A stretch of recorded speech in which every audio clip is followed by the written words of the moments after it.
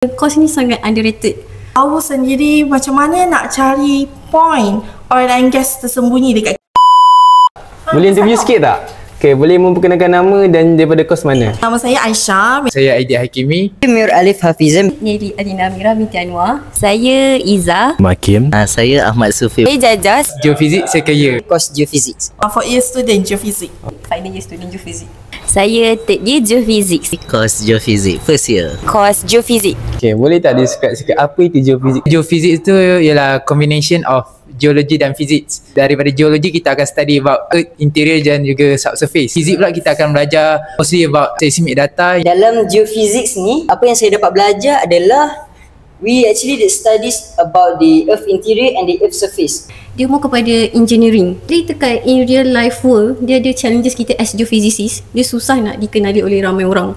Paling senang lah dalam aspek engineering. Bila kita kat dalam construction site, korang kan nampak tanah tu lapang kan. Lepas tu nampak ada benda kena korek, orang yang kena drilling, semua benda. Itu akan mengambil masa yang sangat banyak. Tujuan diorang buat tu, diorang nak tahu keadaan subsurface kita kat bawah ni.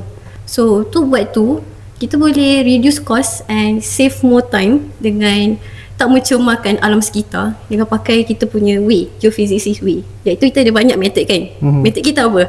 Seismik, ada apa yang menarik tentang geofizik ni? So kita akan belajar pasal bumi, kita akan belajar pasal ocean.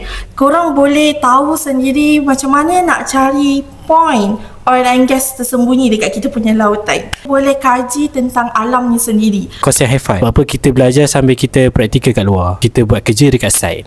Apa pengalaman paling best? Kalau kita orang belajar pasal method tau, kita akan turun site betul-betul untuk kita orang hands on method tu. Macam seismic, resistivity, semua kita orang akan turun untuk buat benda tu betul-betul. Apa awak pilih geofizik? Saya minat sains bumi and saya nak kaji pasal gempa bumi, tsunami and semua tu. That time ada case tanah jelus kat KL, so I interested nak kaji why that can happen. Sebab saya nak sambung offshore, tapi saya tak nak ambil dalam bidang engineering. Jadi saya cari alternatif lain untuk sambung offshore, tapi bukan melalui engineering. Jadi saya masuk course geophysics. Okay, faham.